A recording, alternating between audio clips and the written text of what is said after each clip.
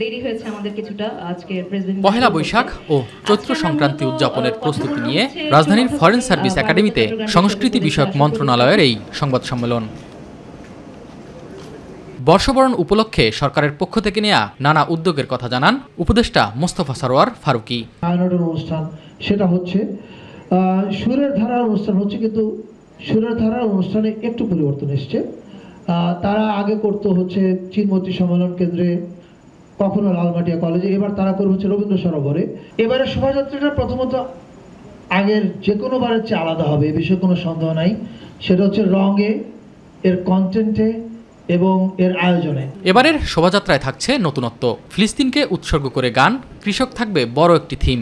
বাঙালি ছাড়াও ২৭টি জনগোষ্ঠী তাদের সংস্কৃতি তুলে ধরবে বলে জানান এই উপদেষ্টা। আপনারা জানেন যে প্যালেস্টাইনে একটা বড় ধরনের গণহত্যা সংঘটিত হচ্ছে।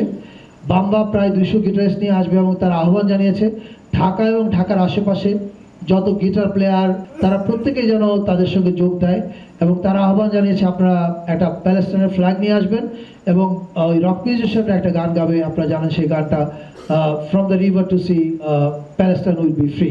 বর্ষবরণে সবার অংশগ্রহণ নিশ্চিত করার মধ্য দিয়ে নতুন বাংলাদেশ গড়ার লক্ষ্যের কথা জানান মোস্তফা সরোয়ার ফারুকী। এই প্রথমবারের মতো ছায়ানট, সুরের ধারা, আবার ওইদিকে বাম্বা, সাইমুম শিল্প গোষ্ঠী, BNP, Jamaat Islami, NCP, everybody participated, which is a clear sign যে আমরা একটা অল ইনক্লুসিভ বাংলাদেশের দিকে আগাচ্ছি। এদিকে পহেলা বৈশাখের মতো চৈত্র সংক্রান্তির উৎসবও সবাই মিলে পালনের কথা জানান পার্বত্য চট্টগ্রাম বিষয়ক উপদেষ্টা সুপ্রদীপ চাকমা। অসাম্প্রদায়িক উচ্ছন্নতা থেকে আমরা যেন সবার ভাইয়ের মতো আমরা একসাথে চলাফেরা করতে পারি, এটা আমাদের মূল মন্ত্র। এস এম আরিফ, মাই টিভি, ঢাকা।